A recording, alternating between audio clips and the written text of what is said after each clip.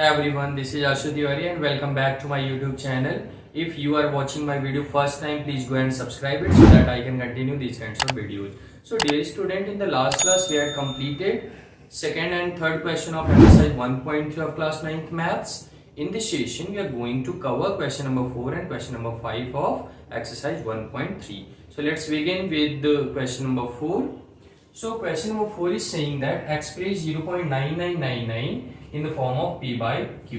यानी क्वेश्चन में ये बोल रहा है कि 0.999 मीन्स आप ये बोल सकते हो 0.9 टू दी बार, इसको आपको p by q के फॉर्म में चेंज करना है. और फिर आगे बोल रहा है are you surprised by your answer, क्या आप अपने आंसर से सरप्राइज हैं, और अगर ऐसा है तो अपने टीचर और क्लासमेट्स के साथ डिस्कस करना है कि ये आंसर ऐसा सेंस क्यों दे रहा है.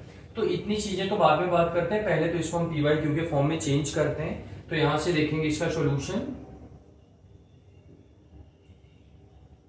ये जो आपको 0.99 दिया वो 0.9 टू दी बार दिया है, और इसको आप यहां से लेट कर लो, let x equal to 0.9999 and dot dot dot so on, और इसको कंसीडर कर लो इक्वेशन नंबर फर्स्ट. आपको पहले क्लास में मैंने बताया था कि अगर पॉइंट कोई डिजिट है और उसके ऊपर बार है, 1 डिजिट पे बार है तो आपको बोथ साइड में 10 से मल्टीप्लाई करना होगा, और 2 डिजिट पे बार होता तो आपको 100 से मल्टीप्लाई करना होता है इसको पी बाई क्यू के फॉर्म में चेंज करने के लिए. तो यहाँ पे भी क्या करेंगे, 1 डिजिट पे बार है इसलिए दोनों साइड में हम 10 से मल्टीप्लाई करेंगे, इट इज 10x. और यहाँ पे जब 10 से मल्टीप्लाई होगा तो ये डेसिमल जो आपको दिख रहा है ये लेफ्ट साइड से राइट साइड में 1 डिजिट शिफ्ट हो जाएगा, और इसकी वैल्यू हो जाएगी 9.999 and dot dot dot so on. इसको मैंने बोल दिया इक्वेशन नंबर सेकेंड. आगे के स्टेप में क्या करते हैं, equation number second minus equation number first. Equation number second के इक्वेशन नंबर फर्स्ट में सब्ट्रैक्ट करते हैं, तो लेफ्ट हैंड साइड को लेफ्ट हैंड साइड में सब्ट्रैक्ट करते हैं और राइट हैंड साइड को राइट हैंड साइड में सब्ट्रैक्ट किया जाता है. सो 10x में से अगर x को आप सब्ट्रैक्ट करोगे तो आपको मिलेगा 9x. सो 9.9999 में जब 0.99 को सब्ट्रैक्ट करोगे तो यहाँ पे देखो कि डेसिमल के बाद वाला जो नंबर है जिसको डेसिमल पार्ट बोला जाता है वो दोनों इक्वेशन का डेसिमल पार्ट सेम है, और सेम चीज को सेम चीज में जब सब्ट्रैक्ट करते हैं तो उसकी वैल्यू होती है 0. मीन्स डेसिमल नंबर पार्ट में कुछ भी नहीं बचना है, और जो होल नंबर पार्ट है उसमें 9 में 0 को सब्ट्रैक्ट करोगे तो उसकी वैल्यू होगी 9. सो x इज इक्वल टू 9/9.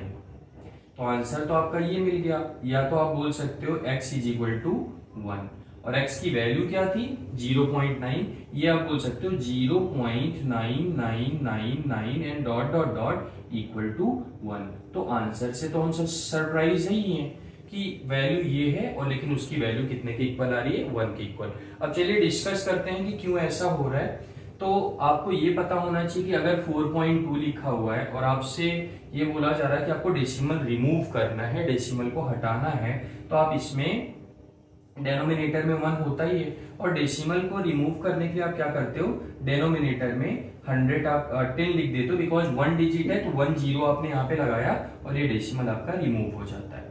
उसी तरीके से अगर जैसे 0.6 पे बार है तो इस बार को रिमूव करने के लिए आप क्या करोगे, बार और डेसिमल दोनों साथ में रिमूव होता है और नीचे आ जाता है 9.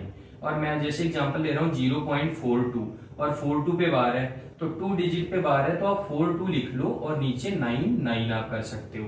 तो ये हमारा अंडरस्टूड है कि अगर कोई भी नंबर है और उस पे 1 डिजिट पे बार है तो उस बार को रिमूव करने के लिए हम डेनोमिनेटर में 9 लगाते हैं, 2 डिजिट पे बार होगा तो 99 लगाते हैं, और 3 डिजिट पे बार होगा तो उस पे 999.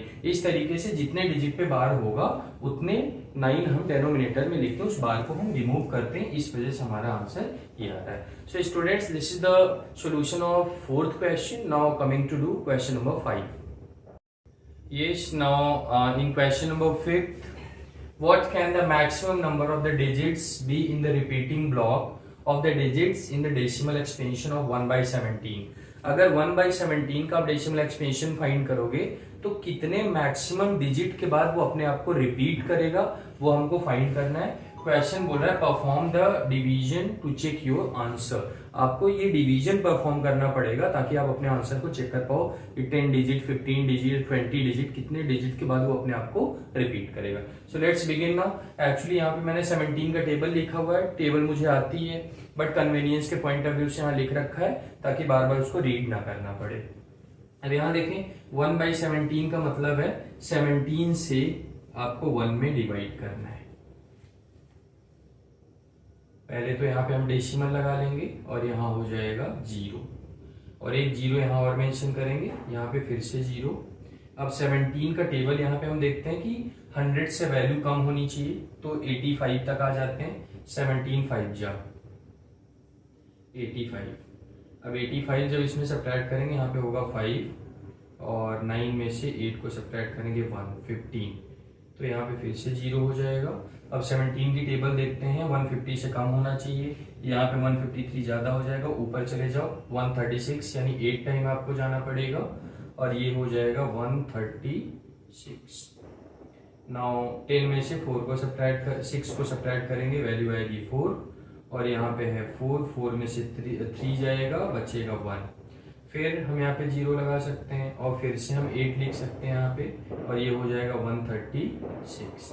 136 के बाद यहाँ पे बचा आपका 4, तो 0 यहाँ फिर से लग जाएगा। अब 17 की टेबल देखना है, 40 से ज़्यादा ना हो, 2 टाइम हम लेके जाएंगे, 2 टाइम और यहाँ पे हो जाएगा 17 2 जा 34 और 6 बचेगा। फिर से यहाँ पे हम 0 ले लेंगे और 17 की टेबल देखेंगे, 60 से ज़्यादा ना हो तो 3 टाइम लेके जाना पड़ेगा और यहाँ पे वैल्यू हो जाएगी 51 हो जाएगी। फिर यहाँ पे हमको मिलेगा 9 और 0 यहाँ लगा लेंगे। अब 17 की टेबल देखेंगे, 90 से ज़्यादा ना हो, 5 टाइम लेके जाना पड़ेगा, 5 टाइम, तो इसकी वैल्यू हो जाएगी 85 और हमको मिलता है 5। फिर यहाँ 0 लगा लेंगे और 17 की टेबल फिर देखेंगे, हमको 2 टाइम लेके जाना पड़ेगा, यहाँ मिल जाएगा आपको 34। यहाँ सब्ट्रैक्ट करके मैं ऊपर लिख ले रहा हूँ। अब 10 में से 4 को सब्ट्रैक्ट करेंगे, हो जाएगा 6 और यहाँ पे 4 में से 3 को 1। अब 0 यहाँ फिर लगा लेंगे 160। अब 17 की टेबल देखेंगे, 160 ज़्यादा ना हो, 9 टाइम हम ले जा सकते हैं और यहाँ पे मिल जाएगा 153। यहाँ हो जाएगा 7, फिर से 0 लगा लेंगे 70 और 17 का टेबल देखेंगे, 70 से ज़्यादा ना हो, 4 टाइम लेके जाएंगे और यहाँ पे मिल जाएगा आपको 68। अब यहाँ 2 बचा, 0 फिर से लगा लेंगे, 17 1 जा 17 और वैल्यू यहाँ पे आ गई 3, तो फिर से 0 लगा लेंगे। अब 17 की टेबल देखें, सिर्फ 1 टाइम ले जाना पड़ेगा, 17 1 जा 17, ये 3 हो गया यहाँ पे और 2 में से 1 को सब्ट्रैक्ट करेंगे 1, यहाँ हो गया 130। अब 17 की टेबल देखेंगे, 130 से ज़्यादा ना हो तो 7 टाइम ले जाना पड़ेगा और 7 टाइम ले जाएंगे तो 119। 10 में से 9 को सब्ट्रैक्ट किया 1 और 2 में से 1 को सब्ट्रैक्ट किया 1, यहाँ 110 हो गया। अब 17 की टेबल फिर से देखेंगे तो 6 टाइम लेके जाना पड़ेगा, 17 6 जा 102, ये 102 यहाँ पे लिख लेते हैं और इसकी वैल्यू यहाँ पे बचेगी 8, तो 8 यहाँ से मैं फिर से लिख ले रहा हूँ, 8 के बगल में हम 0 लगा लेते हैं, 80 हो जाएगा। फिर से 17 की टेबल देखेंगे, 4 टाइम हमको लेके जाना पड़ेगा और 4 टाइम यहाँ पे आ जाएगा आपका 68, तो 10 में से 8 को सब्ट्रैक्ट करेंगे तो 2 और यहाँ 7 में से 6 को सब्ट्रैक्ट करेंगे 1, ये हो गया 120। अब फिर से 17 7 जा लेके जाएंगे तो इसकी वैल्यू आपको मिल जाएगी 17 7 जा 119 और यहाँ पे आपको मिलेगा 1, तो ये 0 लग जाएगा, 10 हो गया।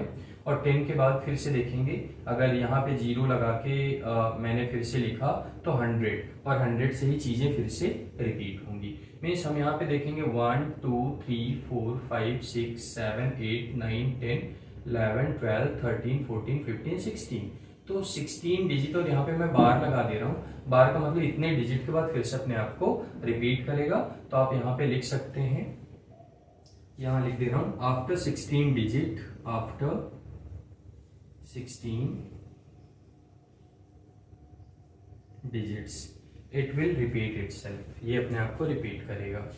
तो इस तरीके के क्वेश्चन मोस्टली पेपर्स में तो नहीं पूछे जाते बिकॉज ये टाइम कंज्यूमिंग होता है, और इसके जो बचे क्वेश्चन इस एक्सरसाइज के हैं अगले वीडियो में हम लोग देखेंगे। अब तक के लिए बाय बाय, थैंक यू।